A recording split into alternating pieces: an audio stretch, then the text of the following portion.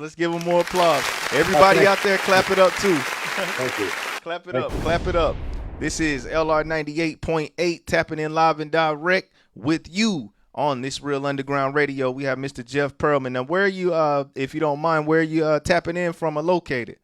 I live in Los Angeles. So LA. Okay. I know originally from New York. I am. Are you from New Okay. York? No, I'm not. Down south North Carolina. But Yeah. I've been a lot of times. I love New York. I love the city of New York, upstate as well. But New York City, I've done a lot of things there. I'm an independent A&R, tour setup, management, and deal with a lot of talent. Never dealt with Tupac. It was a little bit before my time. Tupac, I was a kid, but I done my due diligence and I've met people that deal with him. I deal with Mr. Delray Richardson. I know he has some things to say about the book, but me, of course, I read things myself. I analyze, well-read, studied. I'm deep into this music industry, and I just want to speak on things. So this interview right here, this guest hosting, as I should say, is going to be different. We're going to speak on Jeff Pearlman. We're going to get to know him. I seen a lot of interviews, all hip-hop, Reggie Wright, this one, that one. I seen a lot of things, but I haven't heard certain things that I want the people to hear.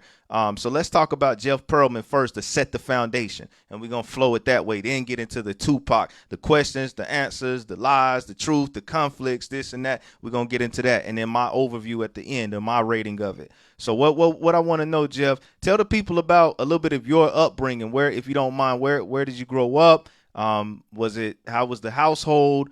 A little bit of what your interests were even back then. Just let the people know about yourself, if you don't mind.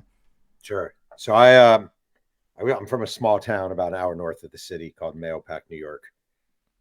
Suburban. It's the reddest county in New York State. New York's a liberal state, but I grew up in a very conservative land, raised by Jewish parents from New York City. So we were one of the few kind of liberal households.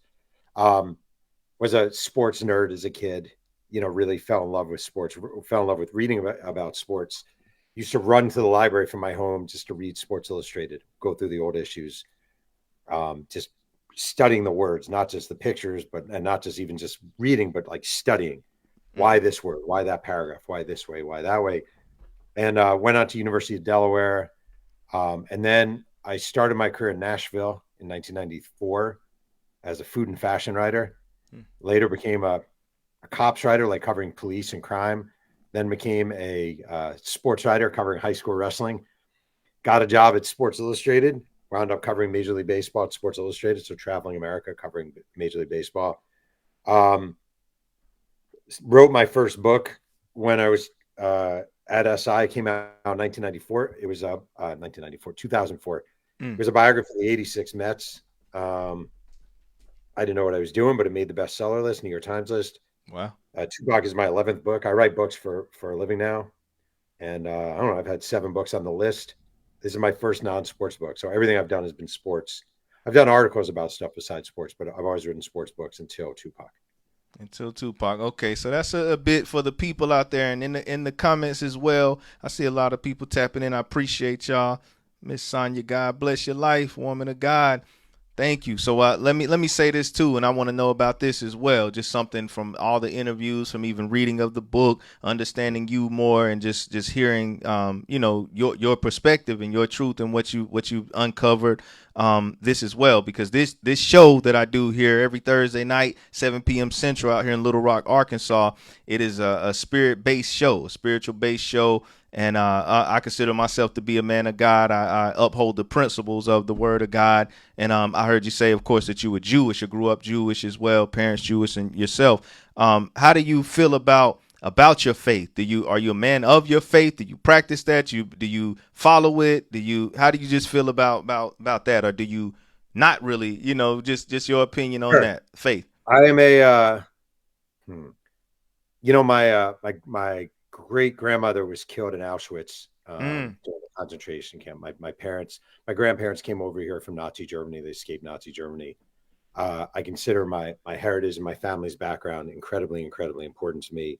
I would say I'm an agnostic Jew. Like, I don't really know the truth. I kind of envy people sometimes who are fully convicted to their beliefs. I have a lot of doubts, and I wonder, and I always say I'm a cultural Jew but I would say I'm spiritually agnostic, just being Mm. honest. Grew up in Nah, synagogue, had my bar mitzvah, all that stuff. okay, okay, okay. So Mhm. that gives that's good to know.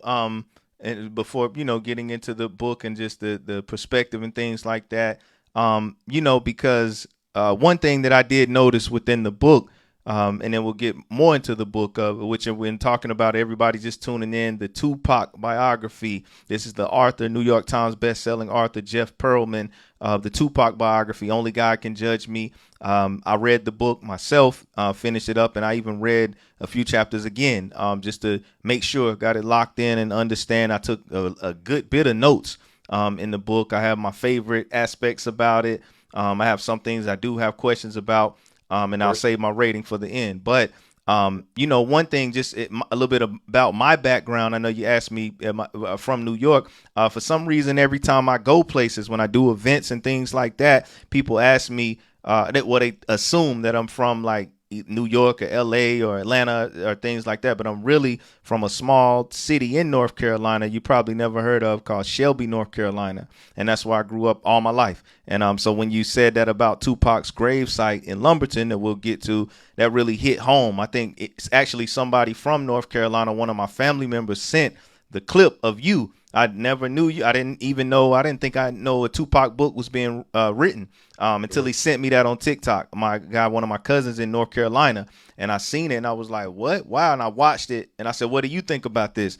And he said, "Man, I don't know. I don't know the author. I don't know anything. I didn't know was in North Carolina." So I grew up in a small city called Shelby, and basically a lot of what Tupac, in the book, which you uncovered and interviewed, I can relate to. Not directly, not just 100%, but a good bit of the things. No father in the home, not real good relationship with mother, things like that. Just a lot of things, and just the understanding of it behind it. So the reading the book was kind of like it made Pac even more relating or relative, to us. And that's the thing I always said, like Pac's music and the musical side, it was so relative. He made for the women, for the men, the clubs, for the streets, for the rich, for the stunners, for the struggling guy. He made music so diverse, and I wonder how he did that. So this book kind of gives insight to that. So growing up that way, I kind of relate. So I wanted to even go further now,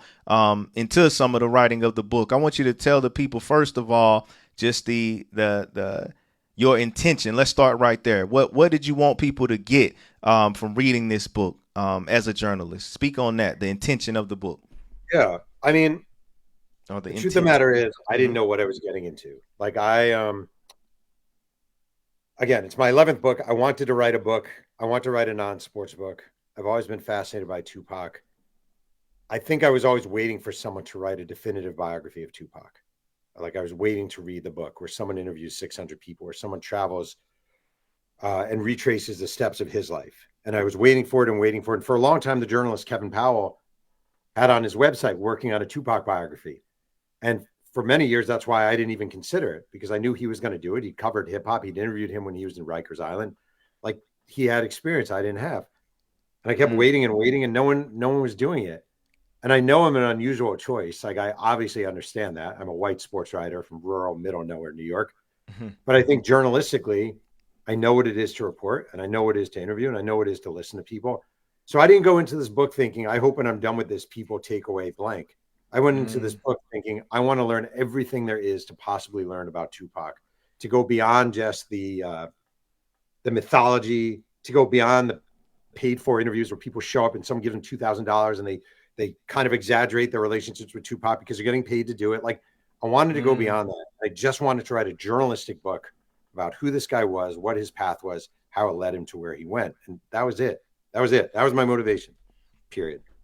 Well, and even with that, I heard you speak on other platforms. So on this interview again, or this sitting down and just this, really dialogue that we're gonna have.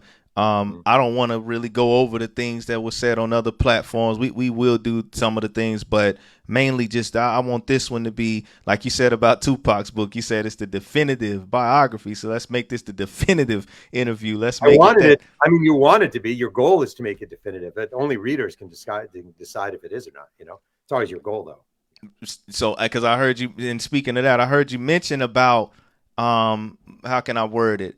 Kind of like the integrity of journalism. You spoke on that on a few platforms, and you said you got to make that decision whether you want to, be a journalist, be basically biased or unbiased. You're gonna have to do that because So so therefore you are acknowledging that there are biographies and journalists and people that make things that are biased, that don't put just the facts. They put things from a certain perspective to sway. That's why I asked you what was the intention of the book, and you said you didn't really have an intention. You just wanted to present the facts, basically. So do you agree with that, or what do you feel about, like I said, about the difference between making that decision in journalism?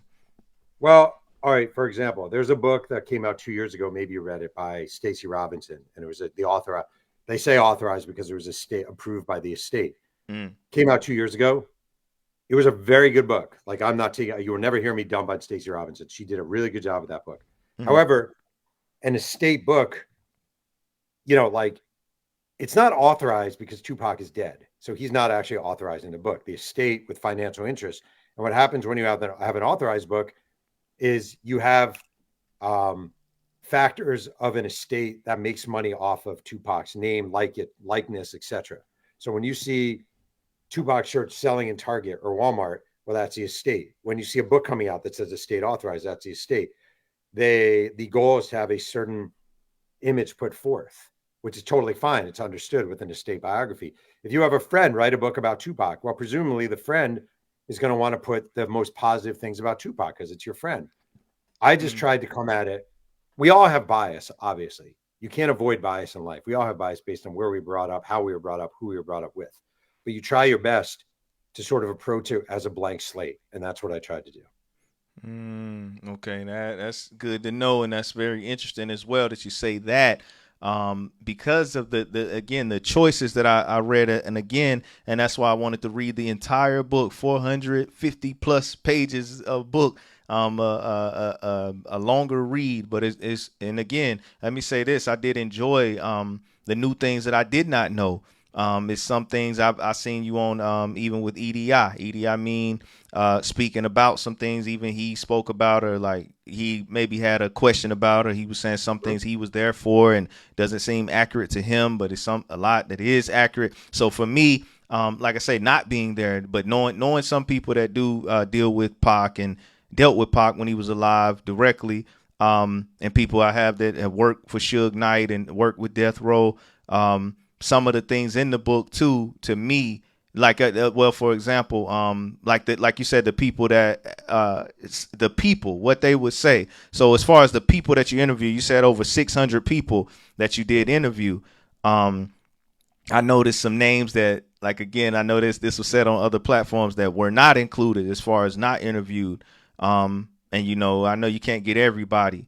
um but I don't know how to. It seemed. Let me say it this way.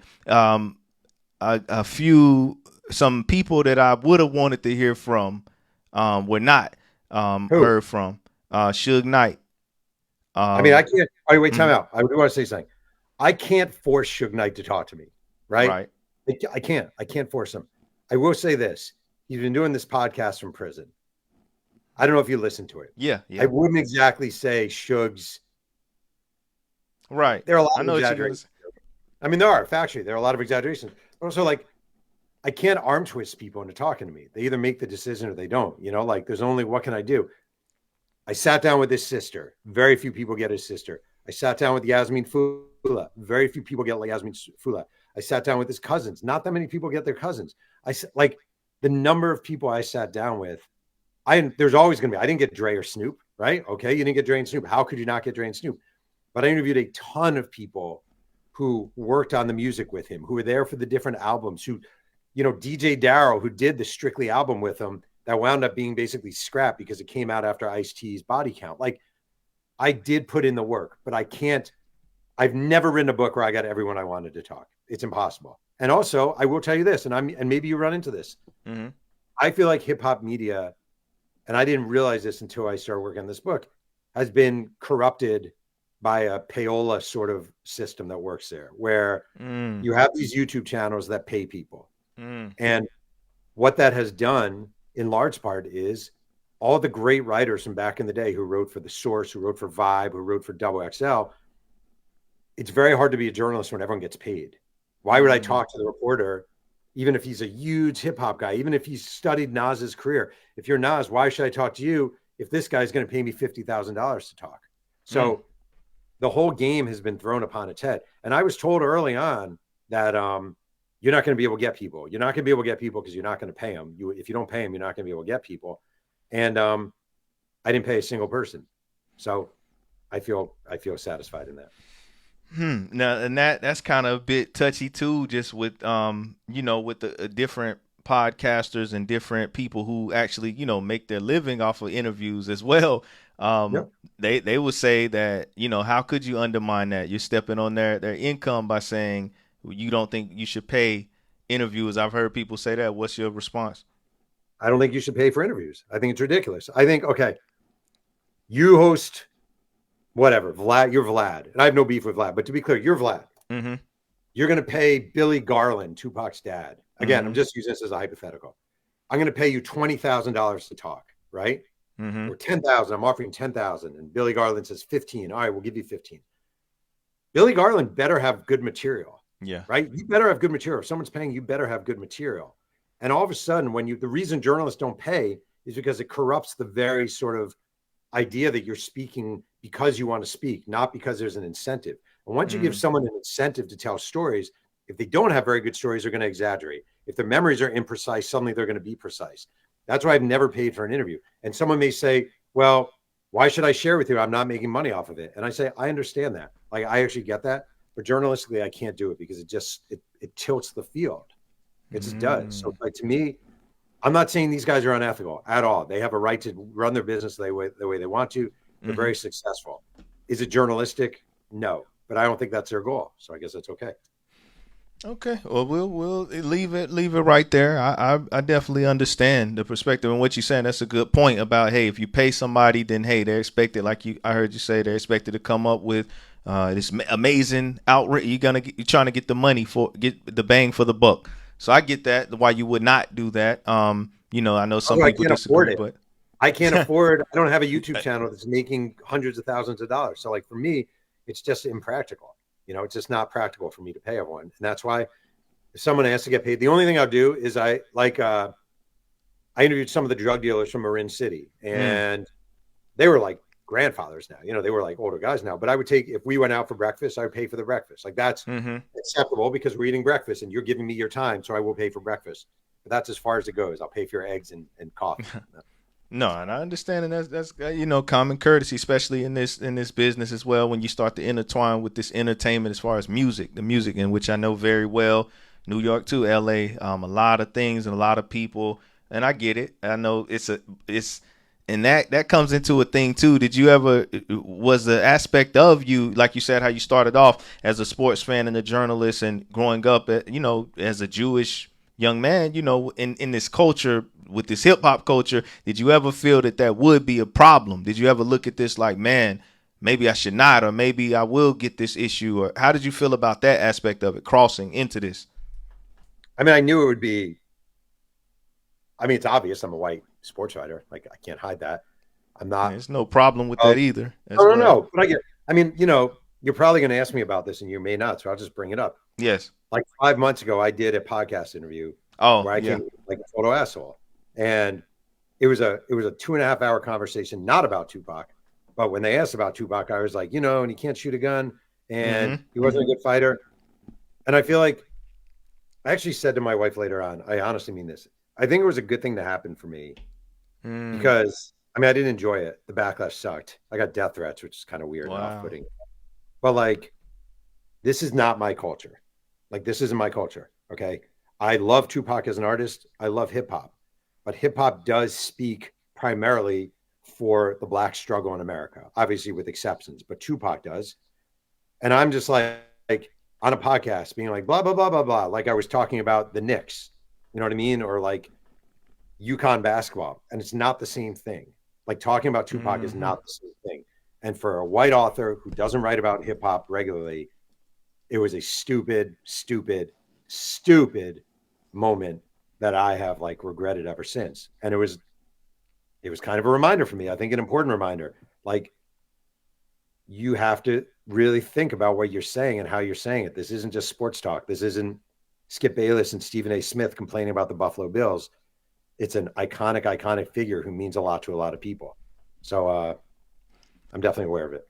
That's good to know, and I know a lot of people that I deal with. They would be, I guess that would be good for them to hear. That you're saying that. Not, and again, I deal with such a various. I thank God that I've been able to meet even people like yourself in such different fields, and not just one track or one minded. Even I'll be honest, growing up, I was the first generation young man to go to college out of my family. So I was first generation at that. And when I chose to go to college, I did not want to go to, and it's no offense, I did not want to go even to a all black university or historical black college. I declined it. And I got people even in the chat that went there. And I love that I was on that campus. I love those people. But I thought for me, I said, I grew up around this type of people. So therefore, I need to expand myself. When I get to I need to learn other cultures. I need to learn. So I met Asian people. I'm still friends now. So Asians and Indian and whites and black and whoever. I met so many people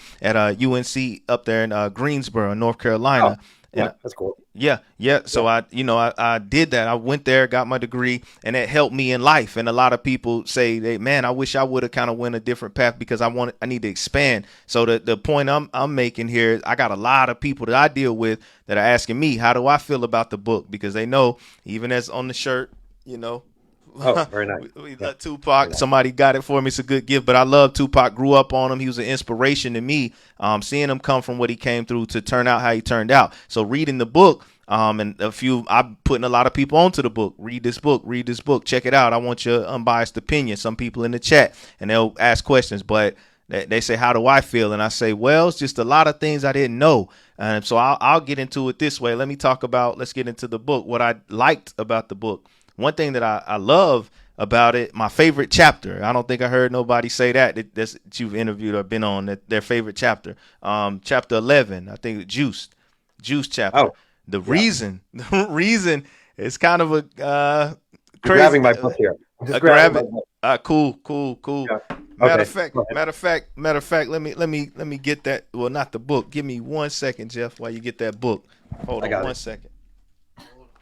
All right, here we go. Sorry about that. Just so you know, everybody out there. Just so you know, while you were gone, I just freestyled all of Ice Ice Baby. Cool? Well, that's why the numbers went up. I see. Appreciate. No, I had to let someone in the station here, but it's all good. Yes, sir. So now with that, Juice, chapter 11, Juice. Because I was fascinated. Well, no, that's not the part. But I'm gonna get to that fascination later. That was later in, I think, chapter 21. What I was fascinated by. But what I liked in Juice was the fact that it was kind of the first time in the book to me that Tupac kind of got shown in a good light for a long period of time up until that point. Because before that point, the kind of the first half of the book, because it's about 24 chapters. I think 23 or 24. And so about 10 chapters, like halfway through the book or so. Up until that point, it was harsh. It was hard, his life or what he dealt with as far as, his mother being an addict, his upbringing, the clothes, wearing the same clothes over and over, the things that were said about Tupac, as the young man. That was the younger years, and I won't give it away for the readers, but it just goes into a lot. His schooling, his upbringing, the BSA, his high school, the Northern California, just a lot of things I didn't know. And you went into depth with that with people that knew him or talked to him. So Juice, it kind of was one of my favorite chapters because it kind of showed it's light at the end of the tunnel per se. Going through all of that. That was the first chapter that really showed that. In the other chapter, I think the digital chapter, I think after that, it just he started to put it all together. And then in chapter 21, just me and you and the bees, that chapter, to learn that Tupac, he paid for one of the abused females and changed her life. That's something I didn't know. And I won't give everything away, but I was just fascinated, and that was wonderful right there. I love that. but I go back to the origin, of all his upbringing and what you wrote. I look at where did it come from? How did that happen? And then I look at his mother, because of course, like that's why I asked you, how did you grow up? Where did you grow up? And I mentioned where I grew, because I understand that our parents, they shape us. They mold us, and our environments create certain things that we carry on, whether we want to or not. Unless we fight certain things off, if they're negative, we have to fight through those things and elevate. But I know his mother, of course, like you said, and we know she was a Black Panther. So she stood against, the Panther mission was to go against racial injustice, to go against oppression, to go against things like that. So his mother's fight, like you said, by the age of 21, she defended herself in court, won the case. She even was pregnant with Tupac in prison while locked down. And so it's just a lot of things. And I look at that as what Pac embodies. Pac, that right there, that's what he gleaned from, and what he took from, and then it was him. He came upon this earth. And I know I'm talking a bit, but I want to say a verse that popped in my mind from one of his songs. If you're familiar, the "Still I Rise" song, the verse when he said, I think it sums up Pac's entire life. It sums up the book and his life. When he said, "I was planted in the womb while screaming. On the top was my pops. My mama screaming stop from a single drop. This is what they got. Not to disrespect my people, but my papa was a loser. Only plan he had for mama was to F her and abuser. Even as a little seed, I could see his plan for me. Stranded on welfare, another broken family. What was I to be? A product of this heated passion. Mama got pregnant and papa got a piece of. Look how it began. Nobody gave a F about me. Pistol in my hand. This cruel world can do without me. It's just that right there sums up like everything that I read, and I thought about those lyrics that they came from him.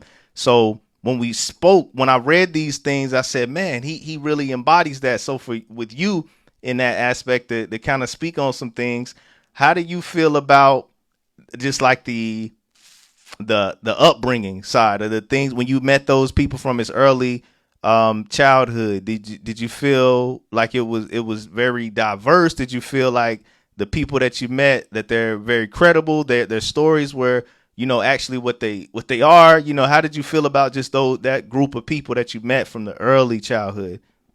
Well, so when you work on a book like this, it's very important to have guides along the way who Okay. sort of lead you, who you can trust.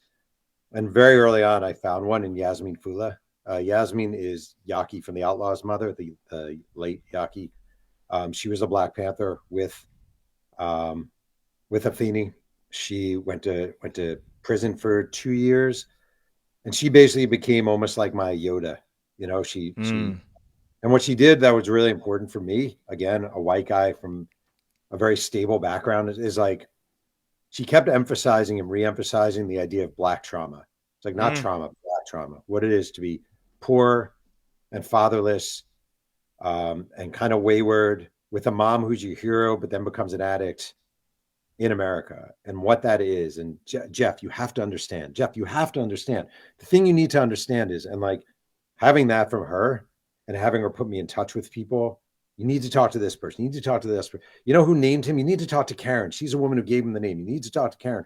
Find mm, someone who knew Crooksy. Crooksy was a Fenny's friend slash girlfriend. You need to talk to Crooksy had a daughter. Talk to Crooksy's daughter. Like talk to these people and really try to understand the trauma behind it.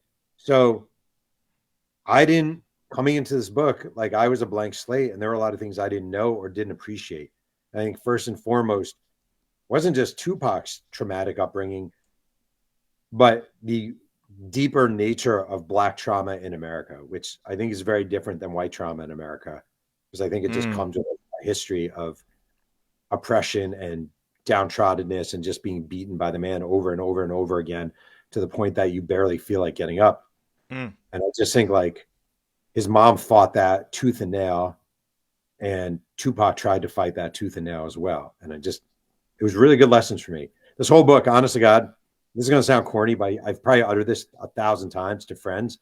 I'm always like, every white person in America should work on a Tupac book. You will get a lesson on what it is, what Black trauma is in America, the ideas of Black trauma, how it manifests itself, how it's generational, how sometimes it feels inescapable over and over and over again. And I just think for me, it was a really excellent and important education.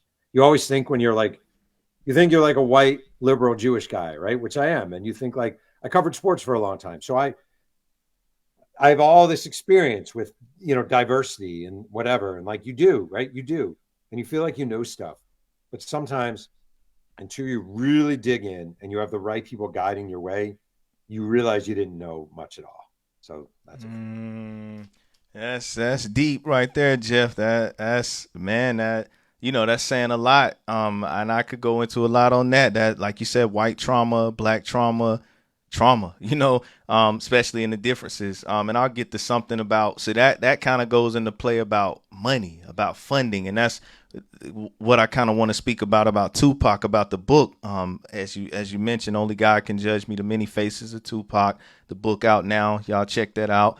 But when I think about a biography, especially of this magnitude, I think of kind of like honoring someone's legacy. And I'm sure that's what you would classify the book as, of course. So when certain negative aspects, like certain less appealing descriptions of Tupac, get placed in the book, to me, sometimes it seemed to kind of like dishonor the legacy. And I heard that from a few people. When did you speak to I know you mentioned Yasmin. When did you speak to her? When did you start speaking to her to do the book or to interview her? Oh, very, very early on. So there's a book that came out 3 years ago called An American Family, and it's about the Shakurs. And it was written by a writer named Santi Elijah Holly. It's a really, really good book Mm, that I highly recommend. And Yasmin had helped him, and Yasmin did not talk to many people.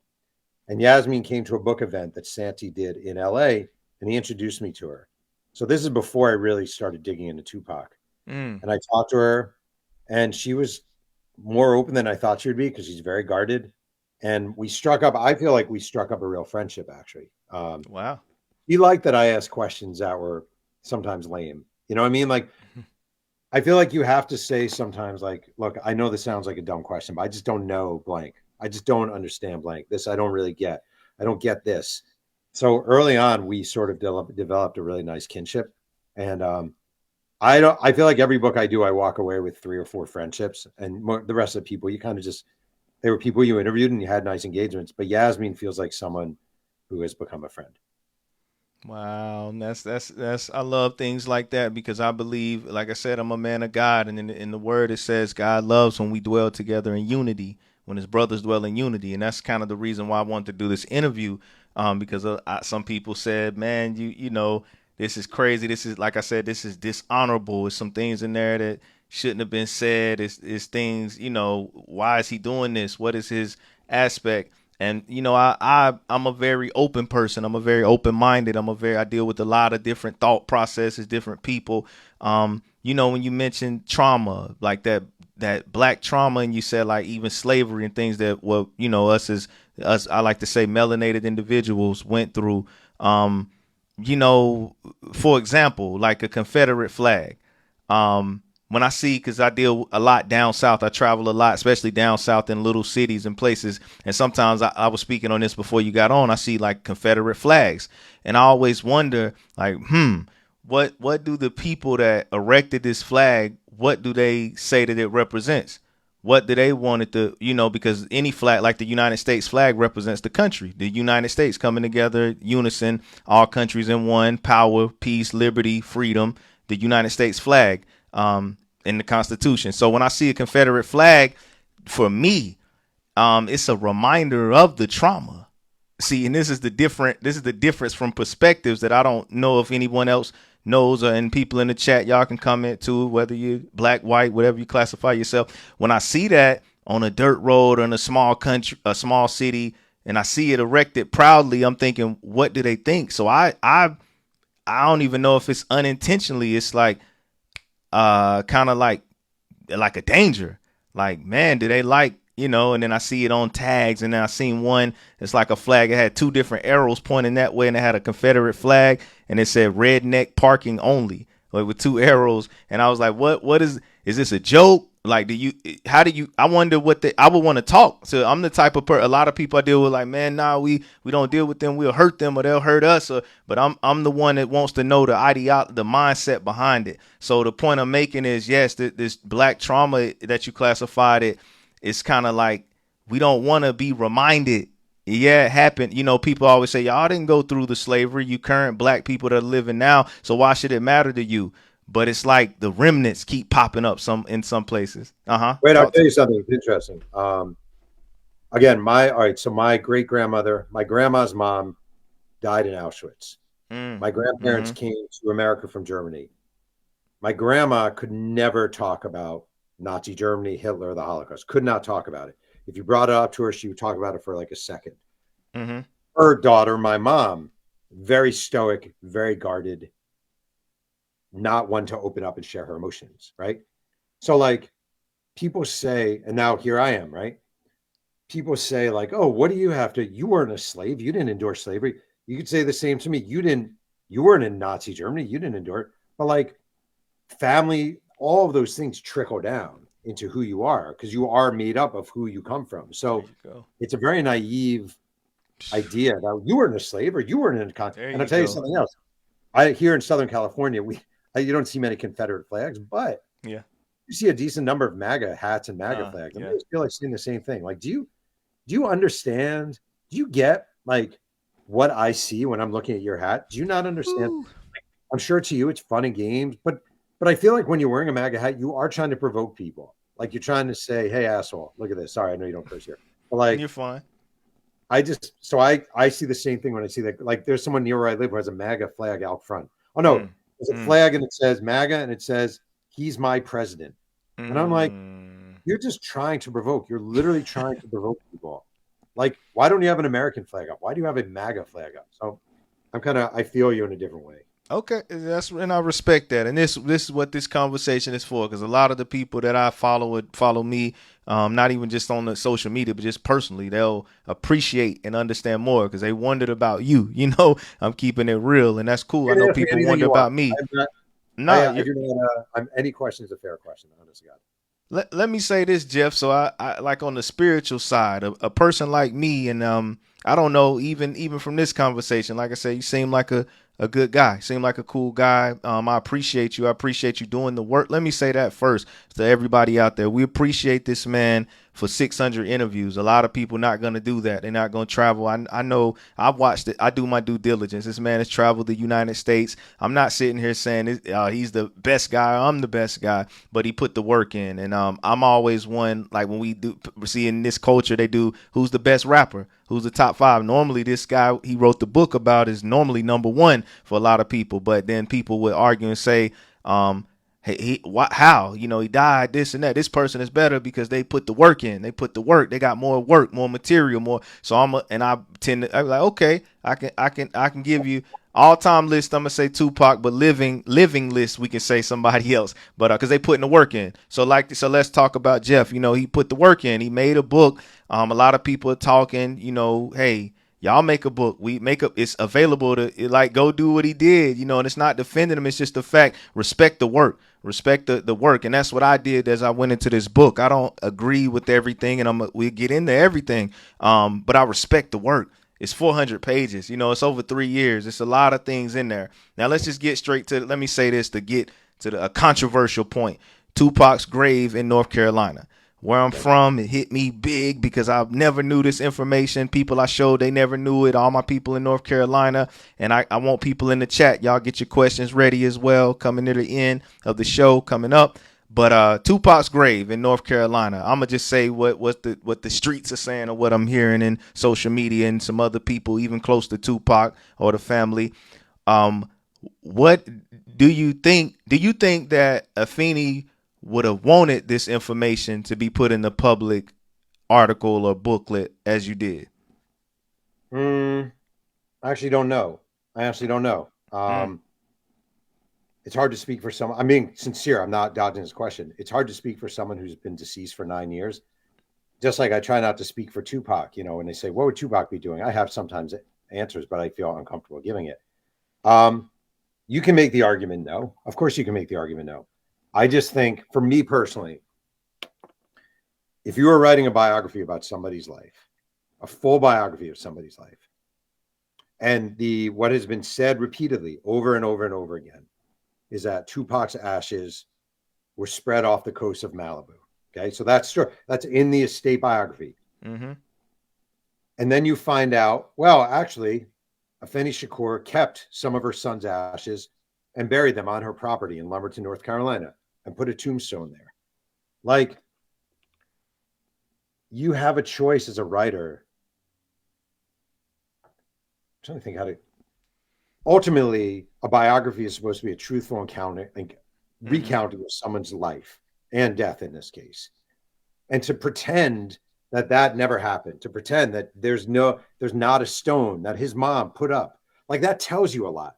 That actually tells you a lot, and you can interpret what it means to you. But it tells you a lot that his mom saved from some of his ashes, brought them to Lumberton, North Carolina, put up a stone in the front yard, and buried some of his ashes there. Furthermore, in my defense, it's not like A made it up or B snooped around. Literally, the guy in charge of the estate of guarding the house said to me, do you want to see where Tupac's ashes are buried? Do you want to see the tombstone? It's not like I was like snooping around, came upon it, and did some yellow journalism. Like I literally was shown the grave, taken to the grave by someone who takes care of the family property. I don't really understand in that case how you don't write about it. Just my opinion. I know some people were just hitting me saying, "Man, they were outright like, man, it's wrong. What if she Why didn't is it want wrong? people? What if she didn't want the people to know? What if that was a family secret that they had amongst themselves and they didn't want people flocking to Lumberton to take pictures on that sacred place?" That was the argument. Okay, but not to be a jerk. Why then why would a family representative show me where he's buried and say, here's where Tupac is buried? Well, I heard one aspect of that aspect was, man, maybe Tupac and the family didn't really deal with that person heavily. You might can speak on that. He was a close cousin. Close Sincerely, cousin. he was a close cousin. All right. I don't, my hands are I don't washed. feel like ultimately, wait, I'm being serious. Uh-huh.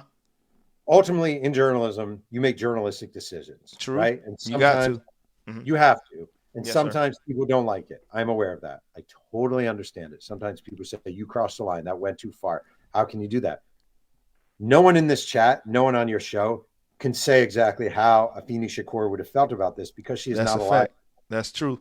Also, more to note, and I'm just, if you think about it a little bit, like, I'm not saying you're not thinking about it, but I'm saying if you think about it, would you put a stone up with someone's name on it, Tupac Shakur, date of birth, date of death?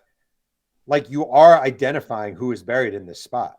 So I'm just saying, like, at some point, someone is literally going to see Tupac Shakur is buried here. Like, that is just a fact. So it could have been if she really, I'm not, no one's to blame. No one did anything wrong here. But if you Right. actually really don't want anyone finding out that Tupac Shakur has a grave, you probably wouldn't put his name on the grave.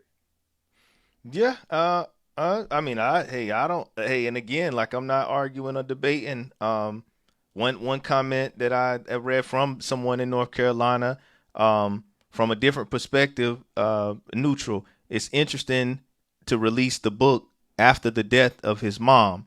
She might have wanted his gravesite private and in peace. Now people will flood to Lumberton to see if they can get to it. Shaking my head. Some things should be kept private. I don't respect the author for that. He should have kept that to himself.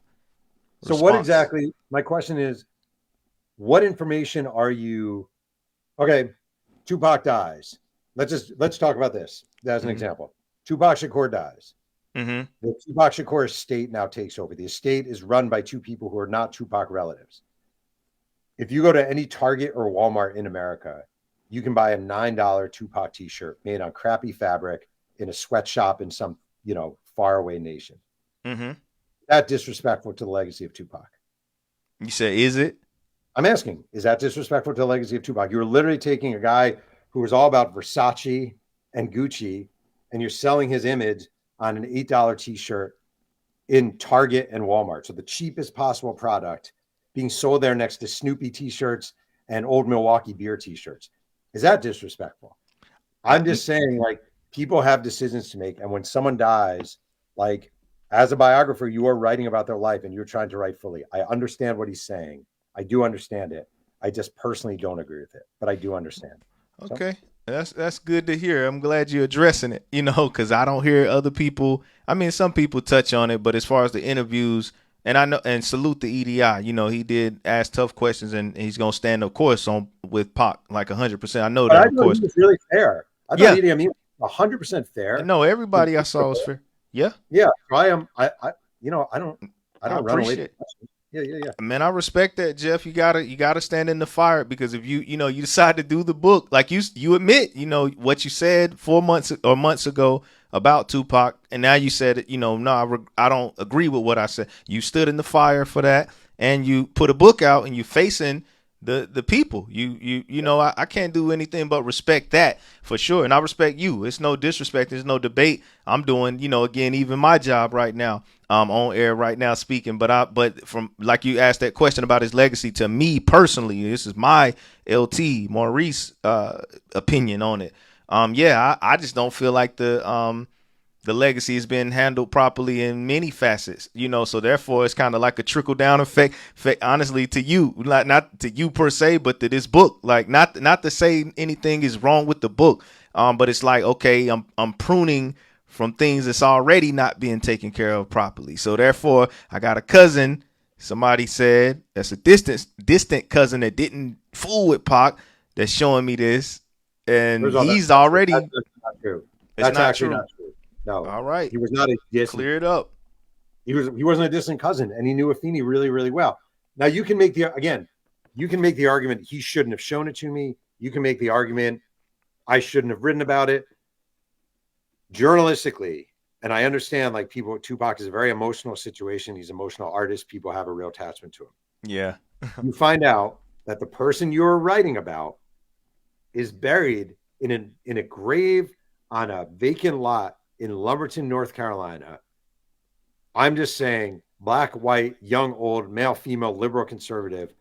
I don't know any journalists who are like, I'm not going with that. I'm not going with that. I just don't know how you can do it. I'm just being honest. Journalistically, I understand as a fan, but you're not writing as a fan. You're writing as someone who's fascinated by a subject. I am a fan of his music, but the goal isn't to write a fan book. It's not like Tupac's 100 greatest songs. It's the life and legacy of Tupac Shakur. And if you're writing about the legacy of somebody and part of his ashes, I mean, let me ask you this. Was it disrespectful when some of the outlaws talked about smoking his ashes? Was that disrespectful? I didn't hear anyone criticizing the outlaws for talking about smoking his ashes. Well, I'll say this about that. I thought, like they said, that it was, Tupac's wishes or desires. So I couldn't feel that it was disrespect.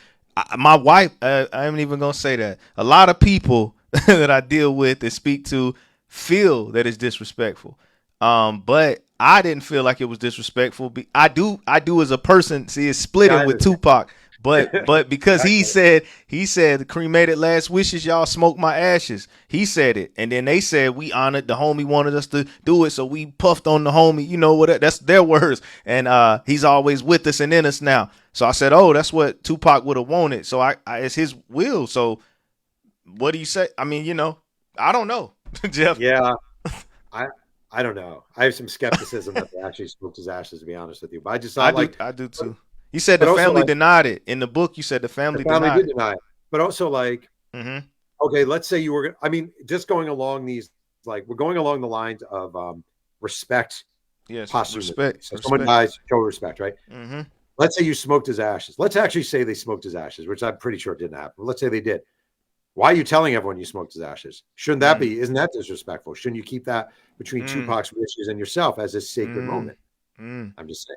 I don't know. I don't know if I'm right or wrong. Man, see, then they get into like, okay, well, he's outside the culture. Jeff is outside, and they're in the culture. I'm just bringing this stuff to light because I know people from LA to NY, and I know, like, man, but who is Jeff to say? They were with Tupac. Who's Jeff? But let me say this about on Jeff's behalf. He is doing a job. I pray and I will understand more. I'm a real spiritual person. I feel, the spirit of people and what they're doing. So somebody in the comments said, and you can answer this again. He said it at the beginning a little bit, but he said, what does he hope to accomplish with this book? He put in a lot of work though.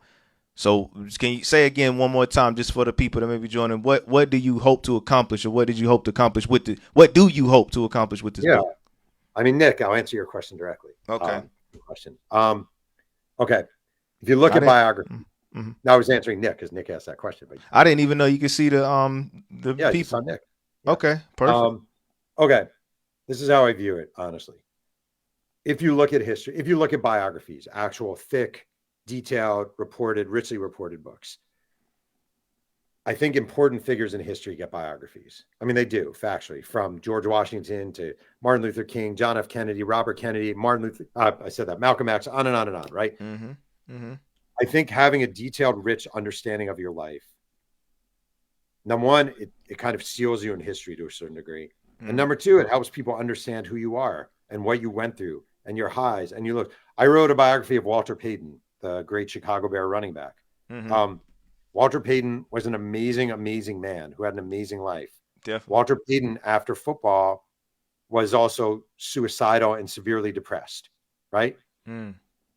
If I just tell Mm-hmm. you, if we just write about history and we just say Walter Payton was always happy and he loved football, like what are you actually learning about his life journey? If I tell you about John F. Kennedy and I never mention Marilyn Monroe and infidelity and marital Mm. problems, what am I telling you truthfully about John F. Kennedy? For me, the Mm. goal with this book wasn't to um, it was just to write the definitive biography of an iconic, super important figure. And I will say this, and this guides me Mm. with all these books.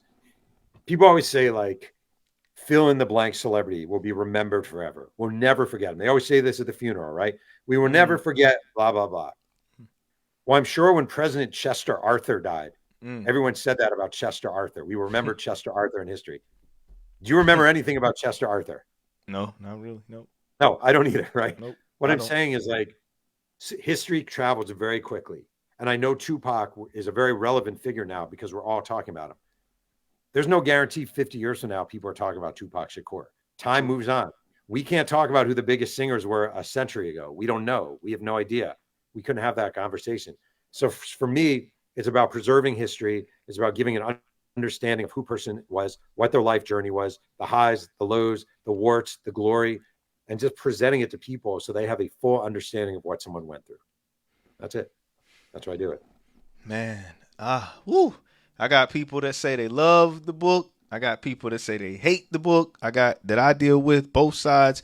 And me, I'm just reading for clarity. And what you just said was so. Let's get into the book a little bit more, and then I won't hold you all night. We'll conclude here shortly, but just some deep stuff. And I appreciate the information, Jeff. Um, Mhm. so this aspect came up to me. It's just a question. It's no offense to anybody you interviewed, especially not Setua, none of that. Never that. All honor to Tupac, his family, you as well, Jeff. But questions. Said, would a family member knowingly speak these things if you told them, quote unquote, we are revealing the good, the bad, and the ugly about Tupac here? And don't even answer yet. And so in chapter 5, School of the Arts, Yep. you mentioned this is very. I'll let the people read further into it. Tupac's first sexual experience. You know, that's not pretty. 14 cousin, et cetera, et cetera. They can read it. But you wrote that he never mentioned it, and you said his sister Setua said, and this is quoting the book directly, would you talk about it? Would you be bragging about it? So the Mhm. question was, why would Set or anyone who honors Tupac's legacy ever mention this within a publicly released platform to be released to the public then, if she even said Okay. that? Mm-hmm.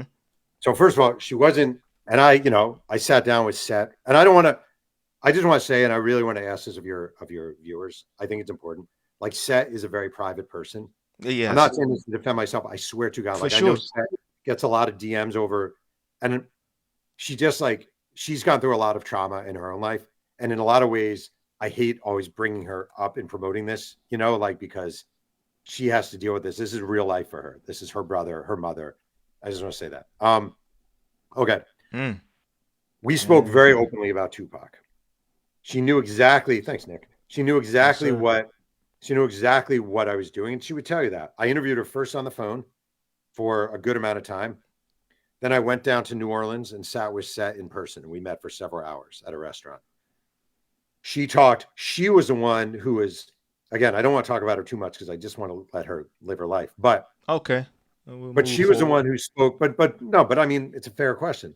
Like, she spoke to me openly, very openly. And I think the number one thing she wanted me to understand was a trauma that they went through and how hard Mm. their life was, and that it wasn't traditional, and what her brother rose from was, the hellscape of not just poverty, not just having a mother who was an addict, but also just a sort of abuse that he went through.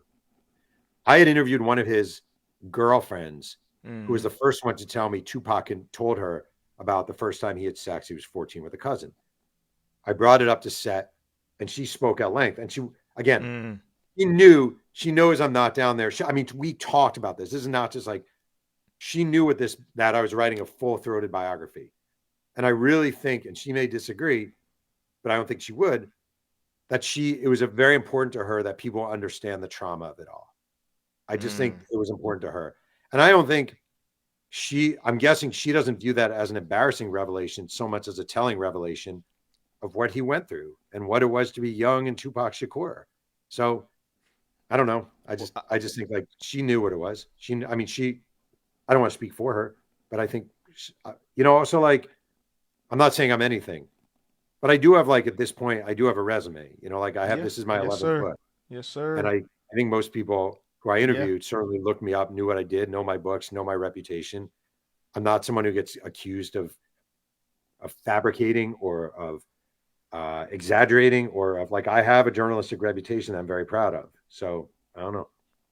Well, with the books, because and then even just a question, and we'll get away from Set, but that is just a direct quote from Set in the book. Would you be bragging? Would you mention it? Yeah. If it happened, she said that, so But she I would wasn't think, okay, okay, saying, don't ask this question. She was right. saying, you are my brother. Would you be bragging about that? Like having been through it. I actually think that's a really poignant quote. Like what she's basically saying is, look at the crap this guy went through. Would you be bragging about it if that were you? Would you be bragging about like, and in a way that was like the story of his life. Like, I really mean this. Like, this is the thing that actually kind of drives me crazy. Like, and I know no one needs like a white sports writer explaining Tupac. I understand that if you're watching this and you're like, I don't need this guy. But like We every day appreciate it. every day he's going to the Baltimore School of the Arts. Mm-hmm. And every day he's in this joyful environment where Mm-hmm. he's learning Shakespeare and he's dating Mary, the ballet dancer, and they Mm-hmm. have really good lunch. And like everyone is creative and artistic and they're singing and rapping and opera and ballet and they're listening to all kinds of music. Like it is the best. It is the best school you'll ever go to. It is amazing. And every night he comes home to East Baltimore where they're shooting outside, where there are drug dealers outside, Mm. where he has no heat or air conditioning in his row house, where there are rats running along the floorboards and they have to keep the food way up high so the rats don't get to it, where he doesn't know if his mom is going to be high or sober. He's not sure there's going to be food in the refrigerator. That to me is like the dichotomy of his life. And Mm-hmm. what informed his life is you have throughout his life, he's almost living these two different existences. Marin City, he goes to Mm-hmm. his senior year at Tam High School, Mm-hmm. wealthy, white. Everyone is affluent. They show up with their iced coffee, their overpriced iced coffee they bought in Marin. Every night, he's taking the bus back to Marin City, the crack capital of Northern California. Like his life was this thing. So when it's like he had sex at 14 years old, it's not being stated as like, look how embarrassed he should be. It's looked how effed up this guy's life was. That he, on the one hand, has this gift, this absolute gift. He was a brilliant writer and a brilliant performer and a brilliant orator. But every night he's going home to the hellscape that is his real life. That gets kind of deep, Jeff. It's like if he didn't even mention it, who are we to mention it? Period. I'm a biographer, man. I write biographies of people. I mean, that's just it. There So are a lot we of things. There are a lot of things in all different books that you read about. Again, would John F. Kennedy want people writing about his affairs with Marilyn Monroe? Would Martin Luther King want people writing about his infidelity when he was like, would Malcolm X want, about his relationship? Like, I'm just saying it is biography. It just is. And you can ask that question. It is a fair question. It is a flawed medium where people say, nobody should know about this stuff. Why are you writing about this stuff? Why does the world need to know X and Y? It is a fair question that I don't really have great answers to. It is the yeah. flaw of biography. Is there oftentimes uncomfortable details about someone's life? It just is.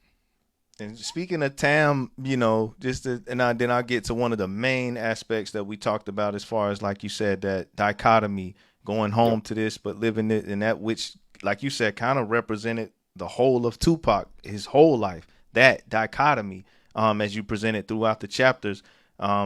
this one aspect that I just noticed, like I said, especially early on, but kind of throughout, was the description of Tupac kind of in an unfavorable manner. It was it, how did it come about to kind of continually say the description of him in a kind of unfavorable? And I have direct quotes if you wanted the Oh, what do you direct, mean? but Give me some example. I'm okay. not sure what you mean. He was short, poor, funny looking, and shabby attired.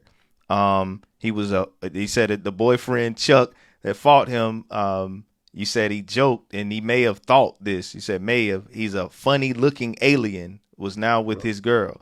You said that he's quote unquote not chapter 7 Marine, not handsome, and his eyebrows were butchered. You said that in Tam that he wore, and this is crazy to me, but if it's true, he wore a skirt and a cheerleading outfit to school one time. Um, you know, just things like that. And then let's just go get on into this. So I'll put it all together so we can get to the main thing I want to speak about. Wait, can I say one thing real quick? I'm kind of lumping it together. If you want it, I just say one thing real quick. yes, yeah. I think the skirt thing is very unfair and actually kind of bothers me because it was Spirit Day at Tam High School, and a Okay. female classmate told a story. Spirit Day, where everyone dresses up and they were the Indians. They wore blue and white. That Tupac borrowed a cheerleader skirt and wore it like on Spirit Day, not for the whole day. Like, I don't understand what's even slightly negative about that. Let me Like, he was speak on goofing that. around. Let me speak on that part because you asked somebody a question. You said if I were to tell you, because I seen that a lot in the book, like, hey, we didn't know if he was gay, bisexual. I'm not saying he is or not, but I see, quoted in the book. It's what you wrote, from people that knew him, or and then sometimes the guy Seth. I'm giving a lot away, but y'all read the book, check it out yourself, just a little bit, just to entice you. He said, I know the guy that Tupac kissed on a dare or something as a kid. He said, I know he wasn't the only boy Pac had ever kissed. That's what Seth said. And he said he described Pac as being, quote unquote, between heterosexual and bisexual, in his opinion.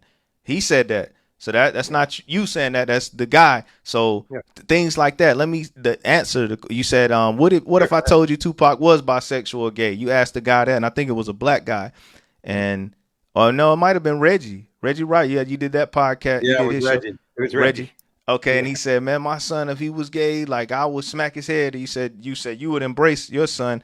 So let me say this, speaking just from the black. I hate even saying like black and white. I think that's like racism. Black, saying the word black and white, because that's not. Those terms came about to make one greater than the other. Black, dark, evil; white, pure, clean, holy, high. I don't like calling people that, but just African American. Coming from that perspective, being most of us growing up in Tupac's era and his type of childhood, we were Christian.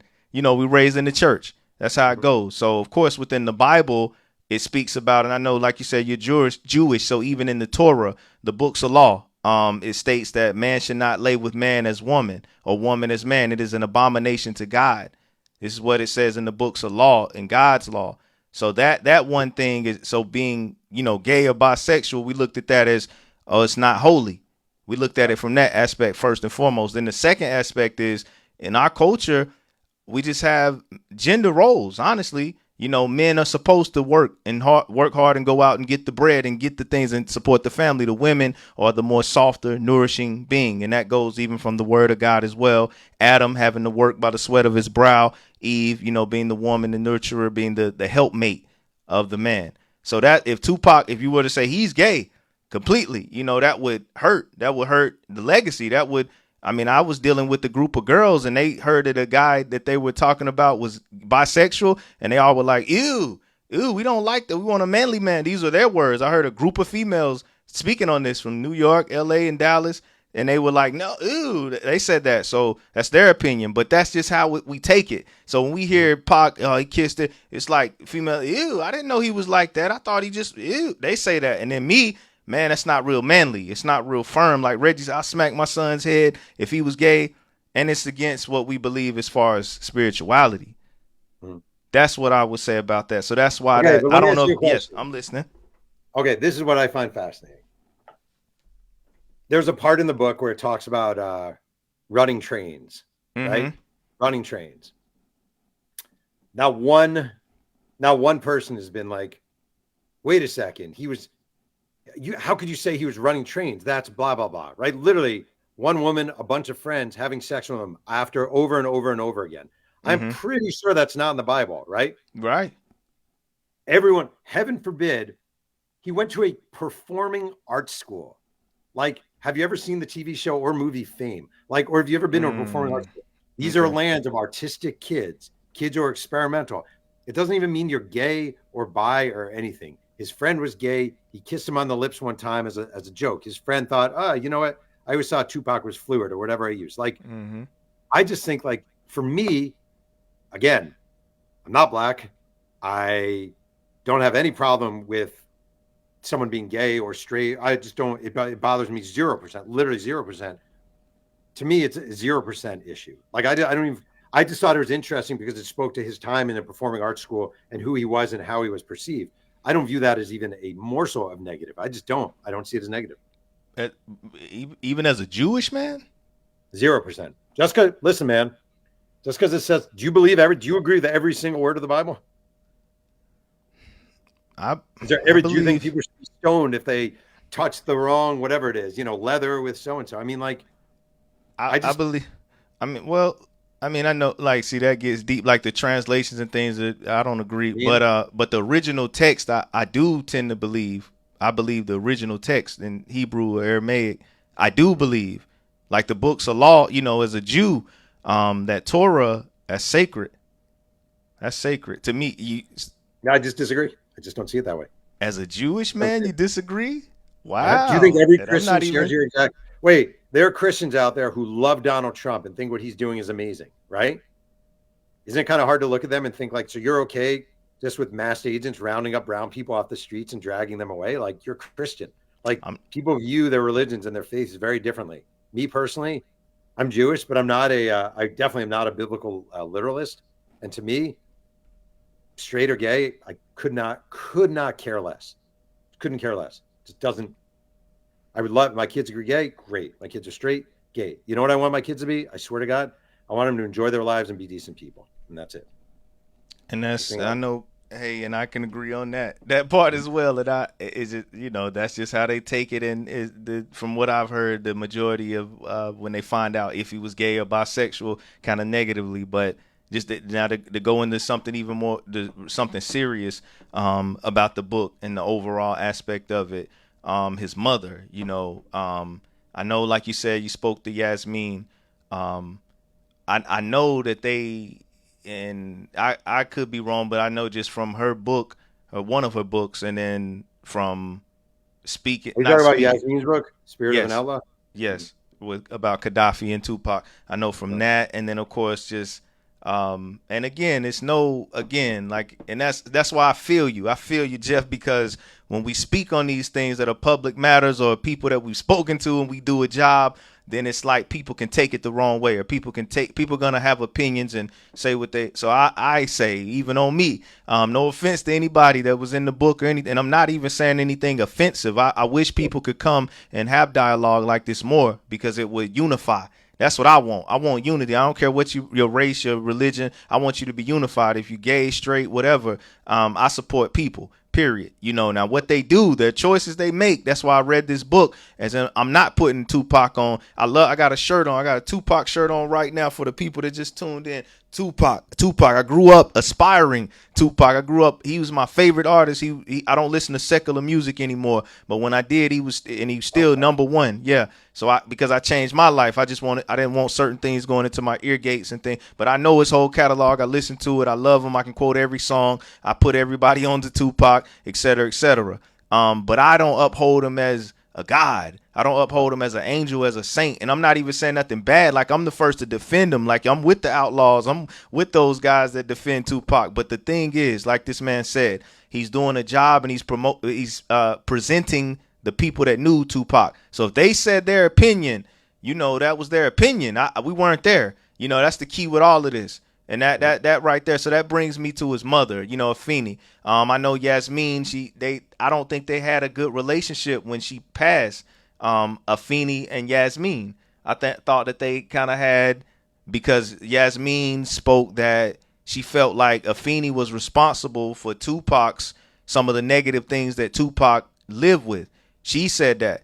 So that I know they didn't, because I noticed as Yasmin would say kind of negative things throughout the book about Afeni. Not that they were all negative people. It was Hmm. just to me, overall, and I read the book, kind of went through it multiple times. It was like kind of a negative undertone. With speaking of Afeni, um, I got quotes too, but Yeah, right. I know what you're saying. Wait, okay, can I answer this? Because it's a no, for good question. sure, for sure. First of all, I want to say, I hope every time you read the book, are you buying a new book or are you just reading the same book over? I'm No, just kidding.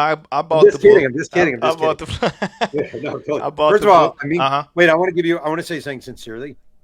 I do a lot of interviews. It means a lot to me that you read the book. I really mean that. Like, it actually means a lot to me. A lot of people don't read the book, see 20-second snippets on YouTube or TikTok or whatever, and you can get it from your library. So, like, I always say to people, like, you're just trying to make it out. I would take it out from the library. Like, I don't care. PSA before Jeff answers this question about Afeni and Yeah. Yasmin. Anybody doing an interview with Jeff, read the book. Read the Just read book the book. again. Read the book. How can you? No, I'm not gonna say that. Read the Yeah. book if you're doing an interview with Jeff. But Jeff, what's the Yeah. question answer? All right. So Yasmin, they did not actually have a bad relationship. They had a very long time relationship that I would say ran a little hot and cold. They were almost like sisters in a lot of ways. I mean, they really came up together. The thing I liked about Yasmin is I feel like she understood from the beginning. I think she does understand that legacy is important. And the only way you have a legacy is by being honest about someone and who they were. And I think Yasmin was with Afeni before Tupac was born, when Tupac was born, through the highs of the Black Panther rise, through the lows of addiction. She she told me in very strong words about Afeni. Yasmin. One time, you read this in a book, I'm sure. Yasmin was going to visit Tupac when he was in Clinton in upstate New York, Mm, and she wanted him. She wanted his mom wanted Yasmin to bring information about a house that she wanted him to buy him. Like, I think Yasmin was loved Afeni and also found her incredibly frustrating, mm, and I think that's the honest take of it all. I think she loved her. I think Afeni loved Yasmin. I think they ran hot and cold at certain points. They worked together at Bronx Legal Services. mm, Yasmin witnessed Afeni falling into addiction. Afeni was introduced to crack by her boyfriend at the time, Legs. Quickly falls into addiction. She definitely had an addictive, I think everyone would agree, addictive personality. So I just think it's not that she disliked her. She loved her, but I think she saw her for what she was. And she told me a bunch of times, like, she kind of just got tired of, like, almost like the misrepresentation of Afeni Shakur's legacy. And I think the in what way? turning her into a Christ-like figure, when the Mm, truth of the matter is she was human and she was flawed. And in a lot of ways, her flaws make her even more amazing. Because the one thing about Afeni Shakur is, like, she fought and fought and fought.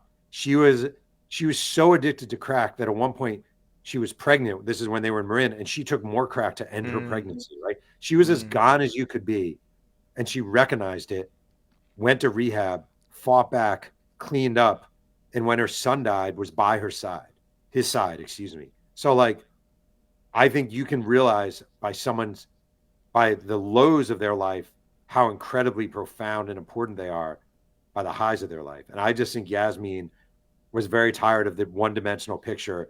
Oh, I think Afeni Shakur should be taught in history classes, and I'm not me just as saying that. well.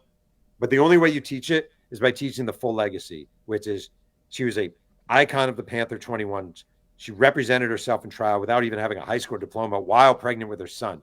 She becomes the leader of a movement.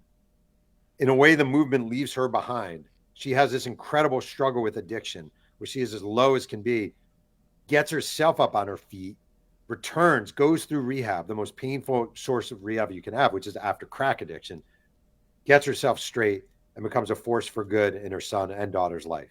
I just think that's amazing. And she should be studied. I'm glad you spoke on that. It's more that I would go into with that with Afeni, but the main part about Afeni, and then we'll conclude here. I won't hold you too much longer. We may, Jeff, have to do down the line a little part two. I had a few more things to touch on, Okay. but let the people soak it in first. But Yeah. the final thing I'll say about Afeni and Tupac, their relationship. In the chapter 12 called the scraps, Yeah. you wrote that Tupac reached in his pocket, and you said that he hated to give his mother the $60 for the bus fare that she was taking to get out, of course, as she'd been on crack. Like you just mentioned it. And most people know that, and if you don't know, you'll read the book and go see the depth of it. As according to who saw Pac and some of Pac's words, some of their, you'll see that in Jeff's book. Only God can judge me. But in the scraps, chapter 12, how do you know when Pac did that, when he reached in his pocket, because you wrote that he reached in his pocket and hated to give his mother the 60 for the bus fare? How do you know, or how would you infer that he didn't take pride in finally being able to have the funds to care for his mother, especially since he had grown up seeing her helpless and struggling? First of all, I love that question. That's an awesome, awesome question. Okay. Number one, I wasn't the first person to write about this. So actually it's been documented before. There's a great, great book that came out last year about Tupac. Name is slipping me. That was really good. That also delved into this. Mm, Number two, she had recently stolen $300 from yeah, him yeah. that was sent for him to move to Atlanta, Mm-hmm. because he was going to lead the, I always get the name wrong, the new Black African Panther movement. Anyway, go ahead. Yeah. Yeah, I was gonna speak to you about that too, about the minimizing of that. Why was that done? But we'll say that Wait, for we can next. finish We're that. gonna say that for next time for All right, Jeff part two of this about the amazing. Black So, Panther. Yeah, but but the anyway, Afeni, why did you know? How did you know he didn't take pride in being able to finally help his mother? right. Okay. So he was devastated by her stealing the $300, right? Mm-hmm. And by the time this happened, just across the board, people you talk to, people I interviewed, etc., he was just basically done with her. Um, Mm, I mean, it's almost hard to explain. Like at this point in his life, she was as bad as could be. Not only bad as a person, like not a bad human being, but as gone to addiction as you could mm, possibly be. Again, mm, to the point where she was taking crack literally to abort a child that she was pregnant with, where she was taking the $300 that was Tupac's hopes and dreams and using it, stealing it to buy crack. Like she mm, was as down as you could be. So this moment, there is again, I interviewed people about it, talked to people about where he was at this point. It's been written about this specific incident has actually been written about in another book as well. okay. Um, he was as down on his mom at this point as you could possibly be. There was no joy in his relationship with his mom. He was horrified by what she was doing, horrified by what she became, broken up by what she became. She kicked him out of the house. He tried repeatedly not to get her to use crack. He had to beg people in Marin City not to sell her crack. People who were Mm, financing music of him and his friends, please do not sell my mom crack. He was as low and as on her as you could be. So interviewing mm. people, another book writing about this, where he was with his mom at that point. I feel confident in that take. And you would say that he, as I read throughout and seen kind of, even like with justification from Jasmine and, others around about his mother, do you feel like that he did get to that? Because I know, let me say this, like, again, just the dichotomies and the differences and variations in upbringings and cultures here we're dealing with. I know Mhm. for me, for sure, like I said, I was first generation to go to college. First generation entrepreneur, first generation, a few things as a young black African American male in my family, but myself, and I know a few. But with that, I know coming up, yeah, like even with Pac, hey, same clothes, this and that, rats, roaches, this and some things that some people didn't have to go through. No cable Mhm. TV, none. People can't even imagine that. I know these kids now, we can't live without TV or Wi-Fi. None of that. For me, speaking personally, never. None of my childhood. Not that we were poor, but just the essentials had to be covered: food on the table, roof over the head. Nothing extravagant. No going out to eat. No trips. No travel. So I related to Pac. I understood as far as that goes. So did you think he got to that point? Because me and in our community, we take pride, even if the mother, like I said, I didn't have such a good relationship and didn't know my father. He's in prison all my life, forever. Never met him one time. But the point is, I took pride anytime now when I'm able to help my mom or my family. I take pride, even though I didn't get that help. I didn't get that same thing back. And I felt when Pac was doing that, I saw it in the book, like, oh, he wanted to. He's happy now because he struggled. That's like you said, that was his hero. It's still his Yep. hero, but she Yep. just went through things. So there, did you think he got to the point? Oh, Okay. 100%. Okay. He the thing that's so interesting, maybe you experience this, like he always idolized his mother. Mm-hmm. Like I actually think that's what in a lot of ways what makes it so unique. Mm-hmm. Like most of us, I mean not most of us, I was like the level of worship he had for his mom and then to see her fall as like profoundly as she did is really unusual. You know what I mean? Like, all right, my dad was my hero. My dad recently died. He was my hero. I'm sorry to hear that too, Yeah, it brother. sucks. He was my For best sure. friend. He was my closest friend, and he was my hero. And my dad, like his flaws were he wasn't always a good listener. He didn't give a shit. He didn't care about sports, Mm. stuff like that, right? Mm-hmm. But like those are like you can deal with those, right? Your hero, and he has these flaws. Your hero, your icon, the person you tell everyone about. My mom is a Black Panther. My mom, Panther 21. My mom represented herself Mm. on the streets looking for crack is a crazy thing to go through, Mm. a crazy thing. And he wanted to believe in her so badly. So after she went to rehab, she lives with him. She's there. There's one point in the book where a publicist comes by to interview Tupac, and she's there. She greets him at the door with a plate of fresh baked chocolate chip cookies. Mm. Like Mm. she did come around, and for Tupac, there was 100% forgiveness. Like I mean, to me, Dear Mama. I mean, Yasmin talked about this with me. It's a very aspirational song in a lot of ways. Like it's not just his mom wasn't a lot of those things in the song. You know what I mean? Like, Mm. but he wanted her to be, and she kind of became it. And he just like he always wanted that from his mom. I think Afeni Shakur is the most fat. I hate to say this, in a lot of ways, Afeni Shakur is more fascinating than Tupac Shakur. Like Afeni Shakur is an amazing figure, just an amazing figure. That's what I'm saying, Jeff. The first quote, I look how good I was with that from the beginning of the interview. I said it all came from what his mother went through. Yep. So we should look at her because that's her. He is her, and like you, and that's why. And not to bring up Setchu again. Salute to Setchu. Nothing bad, even I'm gonna say, but that's why when you mentioned her, you said she's like the embodiment of like Mm-hmm. Tupac because of that, because of Afeni, because she's living, because she's his sibling. So it's like, and let me say this about black women, African American women, Jeff, for real. And it's just honest to me, and this is what I saw.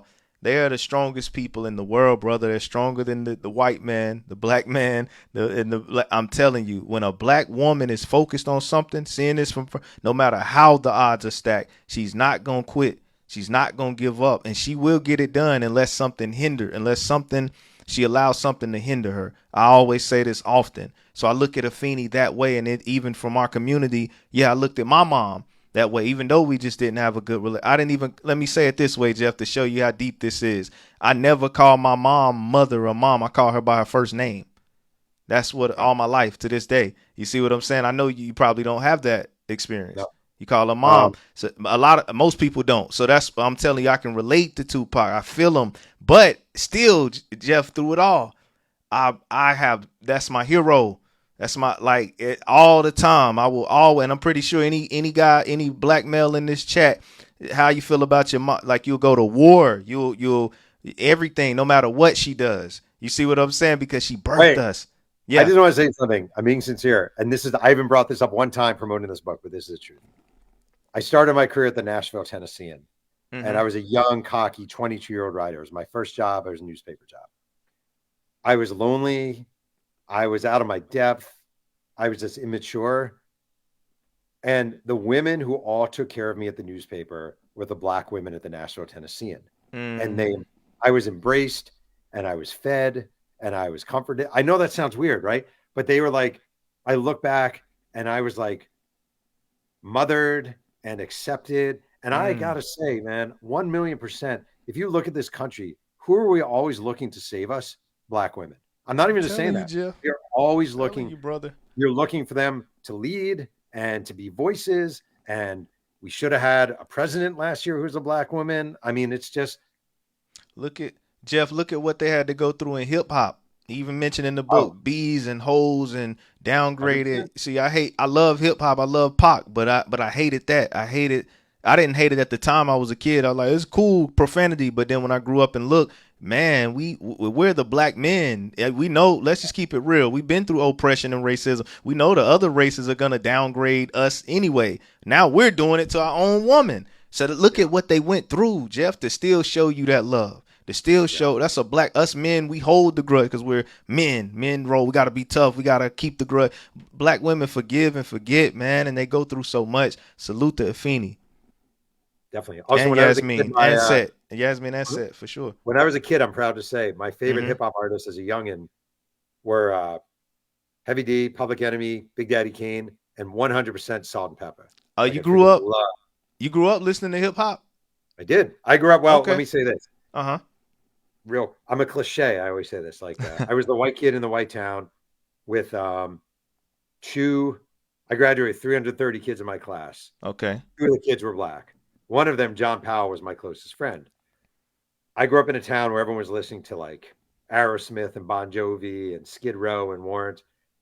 And Powell introduced me to Public Enemy specifically, but Black Steel and the Hour of Chaos. Mm. And I remember hearing that song and being blown away by that, just blown away by it.